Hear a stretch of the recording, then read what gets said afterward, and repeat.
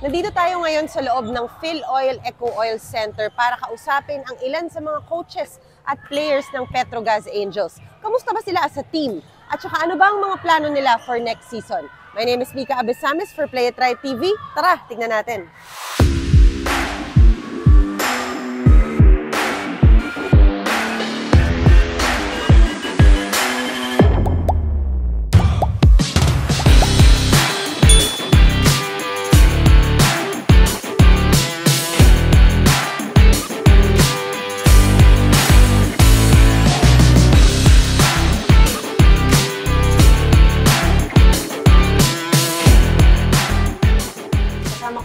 Isa sa talaga namang inaabangan natin sa court dito sa Petrogas Angels, si Jonah Sabate. Jonah, so technically, pwede pa nga kayo sa semis, pero in reality, mahirap na mangyari yon. Para sa'yo, ano yung mga improvements na dapat mangyari for next season? Siguro yun sa team namin, like, less error talaga. And syempre, like, may mga bago kami, like, more communication din. And also, yung pagiging madiskarte. Ano naman yung nagugustuhan mo sa team nyo bilang group? May mga bonding ba kayo? Nakikita ko sumasayaw kayo bago mag-start yung practice. Zumba? Yeah, para papawis, para extra gana din sa games. Then, syempre, before kumakain kami, minsan kasama yung mga teammates namin. Jonah, alam ko marami kang kaibigan sa mga natitirang teams pa dito sa PVL para sa championship. Pero kung tatanungin kita, meron ka na bang naiisip na baka mag-champion para sa season na to? This season, like mahirap magsabi sa dalawa eh. Pero like Creamline or Choco, mahirap deserve nung dalawa talaga. So, kung sino man manalo sa kanilang dalawa para sa'yo, deserving talaga yun. Okay, maraming salamat, Jonah Sabate.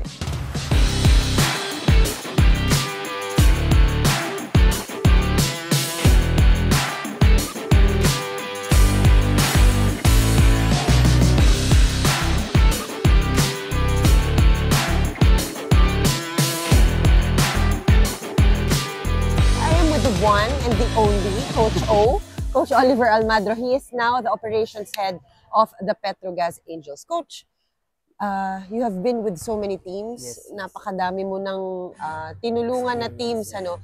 But for the Petrogas Angels in particular, what are you doing for them, Coach? Yes, I am the operations head, and basically I'm the one recruiting, the staff, and the players. And I'm recommending it to the team manager, and the team managers approves it and brings it to the higher ups. But it's not the only job that I do for Petrogas. I also help because the mandate of Mr. Rafi Villavicencio is to bring Petrogas to the provinces. Wow. Not only the professional side, but also yung grassroots level. He really wants to help those who are really wants to play volleyball outside Metro Manila. So what I do is, look, meetingin ako sa province, may mga volleyball clinic, and I go there to inspire them and to give them help, courtesy of Petrogas. And at the same time, it becomes a market also for the company. So yun nga, gusto namin makatulong sa mga volleyball clinic ako doon, and then I visit some volleyball clinic, coaching clinic, and I do some talks to them. And right now, being the operations head also, because Timmy is my long-time assistant coach, I sometimes give some tips or pointers or some ito yung nakita ko baka pwede natin gawin. And you know naman, I believe in Timmy. Timmy is my long-time assistant coach, and he's really now one of the upcoming good coaches, best coaches here in the Philippines. So all I have to do is to support them and to give them anong kailangan. That's why yun nga, I work hand in hand with my art team manager. And aside from that, I starting yata next year, I'll be fixing the program also, yung timing, yung scheduling. Kasi nga, di ba, malalaman na yung schedule ng PVL, the timing. So the timing, when we will get a rest, when we'll come back, and kailan pwede yung mga players namin to go out of the country to play, yung mga ganyan. So I'll be helping with that. Coach, alam natin na hindi na makakapasok sa semis ang Petrogas Angels. Although technically yes, but because of the talent of the other teams, hindi na sila makakapasok. But Coach, what is one thing that you think that they need to improve on, or maybe a few things for next season as a team? First, we have to be healthy all throughout the conference.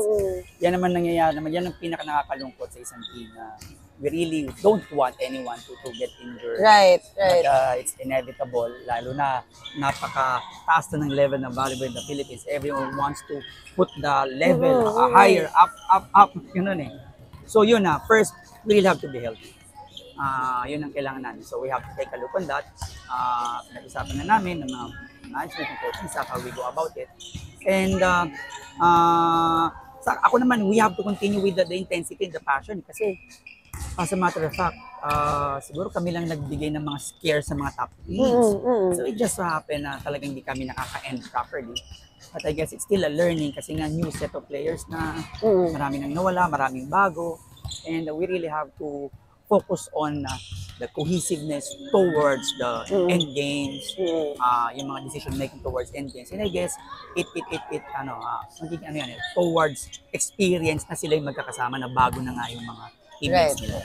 Coach, ito, last question. Yes. Sa tagal mo sa volleyball world, meron ka bang fearless forecast for the championship? For the season? Well, right now, nakita naman natin yung strength ng both number 1 and 2 teams, which is the Creamline and the Chocomucho. But you cannot take away Signal and the Cherry Pico because their players are so promising.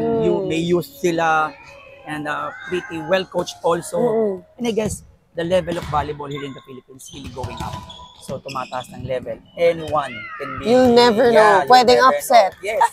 Actually, it will not be an upset kasi ranking lang naman yung nangyari this eliminations. Yeah. For me, it's all even. Okay. Kasi hindi siya mahabang tournament eh. Right. So, baka minsan masama lang yung gising ng isang team. Off game. Yes, may mga players ng off game. So, there's really a lot of factors why team wins. It's not all about the game Stats. now, na pag nanalo ka ngayon is tomorrow you instant win. No. It really has a lot of factors. There's, three-dimensional eh. Merong mind, psychological, merong science, which is your body, and of course, there's also the third dimension, it's the heart. Right. And the spirit. Sometimes, huhugot ka sa tatlong yun. It's not all about, malakas siya, matalino siya. Sometimes, merong willingness and determination where you want to land in every conference. Not pag nanalo ka ng first conference, automatic buong conference. No. It's your heart and mind where you want to land. It's really not about the coach, really not about the players. It's about the totality of the team, the company, the management, everything. So, yun lang masabi ko na anyone can be on top this conference. Always positivity from Coach O. Thank you very much, Coach O. Thank you.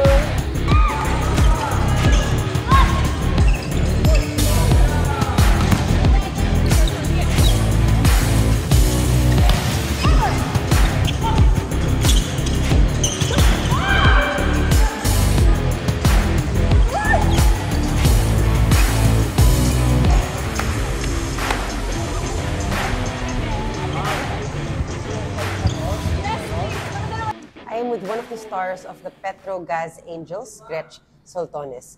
Gretch, alam ko na miracle na lang ang pwedeng mangyari para pumasok pa kayo sa semis, pero in reality, baka nga this season hindi na mangyari yun. Para sa'yo, ano yung mga bagay na sa tingin mong kailangan nyo pang ma-improve for next season as a team muna? Siguro yung patience namin sa bawat isa. Kasi medyo, yun nga, parating sinasabi sa amin ni Coach Timmy, andun na yung skills namin. Pero yung patience, hindi na ituturo yan ng kusa. Right. I mean, kusa talagang gagawin yun. And also, andyan naman na lahat yun na lang talaga. Nabanggit sa akin ng teammates mo na nag-viewing daw kayo kanina bago mag-start tong practice nyo. Ano yung mga nakita mo dun na mga skills or mga errors na sa tingin mo kailangan pang ayusin? Unang-una is yung attack namin. Kasi medyo, pag crucial point kasi medyo wala pang nag-step up. Which is yun yung sinasabi sa amin ni Coach Timmy na kailangan may umako sa responsibilidad during crucial times. And also, Yung atake naman namin so far, medyo nabago na. Marami na kaming options and also yung isa sa, yung hard serve namin, yun yung nawala. So, konti-konti namin binabalik.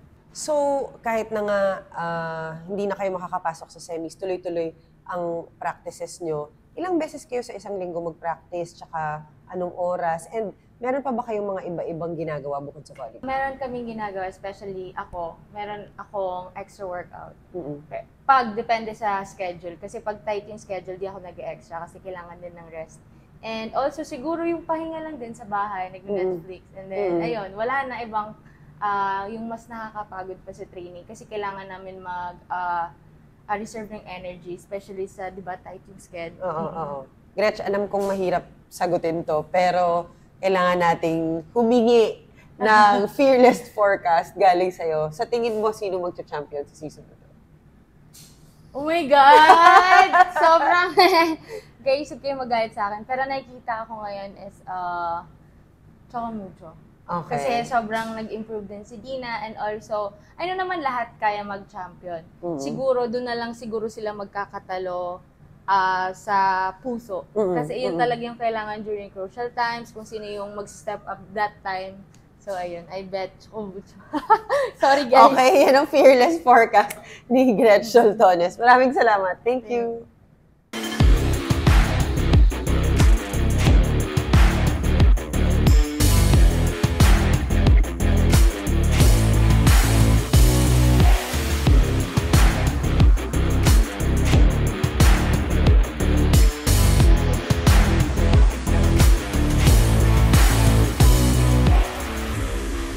No further introduction, Z Hervasio. Technically, in terms of the stats, you can still make it, but that's just going to be through a miracle because of the teams involved. But maybe we can just talk about what you think you should improve on for next season, Z. I guess next conference, next season, we could definitely improve on our body language, the way we recover after a loss, especially, you know, when the schedule's not really in our favor. So basically, look at the bigger picture and make the most out of it. Right.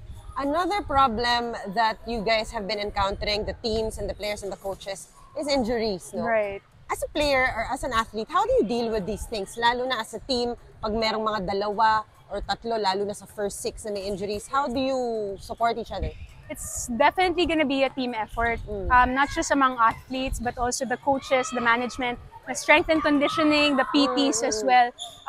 Teamwork yan in terms of like, titimplahin kung how much volume do we train in a week, considering how many games we'll have also. Right. And especially yung bigat ng games din na lalaruin namin. But, you know, that's the beauty of sports because you never know, di ba? Like, kung maganda or pangit yung schedule, that shouldn't be an issue. Kung madaming games in a week, that shouldn't be an issue. That you would always have to be ready as athletes. I asked other teams this. Kayo ba may diet kayo as a team? Like, do you Diet watch as your a team? food?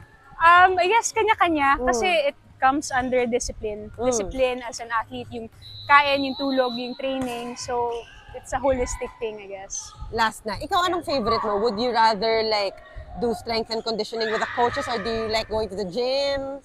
Anong... Gym, what do you mean? like court? Yeah, then as in lift? magbuhat, ganyan. I like both things. That's one of the things that I missed nga, being in a big team. So I love court practices. I also, of course, love lifting kasi na-appreciate ko siya so much better when I got injured. So ever since then, parang I couldn't take that out of my system anymore. It's always part of my lifestyle already. Z, yung Petrogas Angels fans, what do you wanna tell them? Shout out to the fans. Sana nandun pa rin kayo, patuloy na pang suporta. Kinapos man lang tayo this conference. I'm sure babawi tayo next year. So, kita-kits. Thank you so much, Z Hervasio.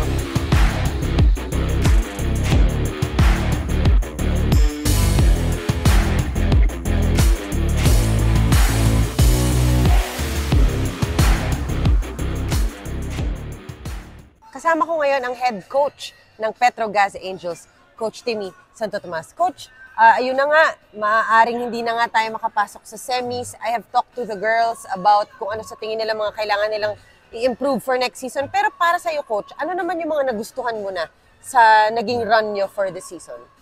Siguro more of one yung sa system namin since nag-introduce kami ng bagong system sa girls. Medyo naging gets naman na nila. They're getting used to it naman.